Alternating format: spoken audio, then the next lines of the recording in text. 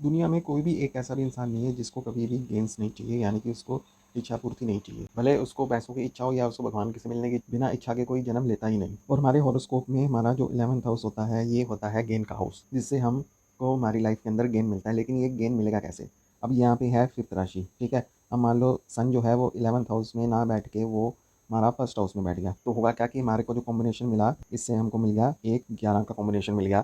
तो इससे होगा क्या कि लाइफ टाइम जो पर्सन है उसकी इच्छा, कहीं छोटी मोटी जो भी इच्छा होगी वो पूरी लाइफ में होती रहेगी। अगर मान लो सन आपका ये सेकंड हाउस होता है, सन आपका यहाँ बैठ जाए, 2-11 का कॉम्बिनेशन हो जाएगा। 2-11 का कॉम्बिनेशन होगा तो आपको मनी वाइज गेन होगा। अगर मान लो सन आपका थर्ड हाउस में बैठ गया है तो आपका हो जाएगा 3-11।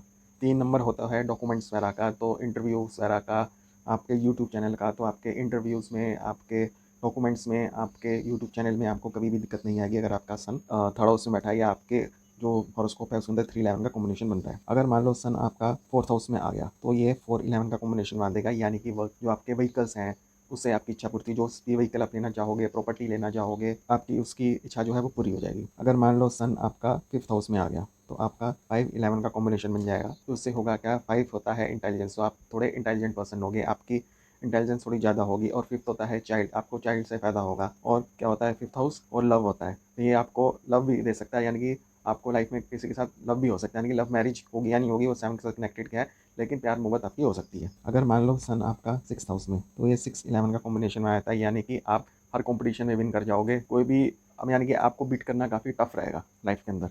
सन सिक्स में हो या वैसे भी आपकी हॉरोस्कोप में किसी भी कॉम्बिनेशन से आपके 6-11 का कॉम्बिनेशन बन रहा हो। अगर मान लो आपका सन यहाँ आ जाता है तो आपका 7-11 का कॉम्बिनेशन बन जाता है, तो ये मैरिज के लिए अच्छा है। 7 से मैरिज देखते हैं हम, और पार्टनरशिप देखते हैं, तो उसमें आपको गेन, मतलब आपकी मैरिज अच्छी हो सकती है अगर दशा के टाइम पे 7-11 का कॉम्बिनेशन बन जाए तो। अगर मान लो सन आपका 8th हाउस में बैठा है, बन जाएगा 8-11 का कॉम्बिनेशन, यानी कि आपको पीएफ से फ़ायदा होगा, आपको इंश्योरेंस से फ़ायदा होगा, आपको अर्न अर्न मनी मिलेगी। लेकिन इसमें एक सबसे बड़ा ड्रॉबैक ये भी है कि ये गेन कराने से पहले आपको दुःख ज़रूर होता है, यानी कि आपको दुःख ज़रूर आएगा अगर आपका 8-11 का कॉम्बिनेशन आपके हॉरोस्कोप में बन रहा है तो।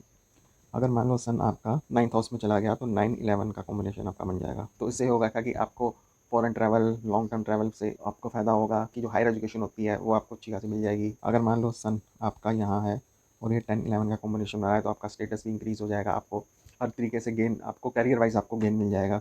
11th में है तो 11th का तो गेन है ही है।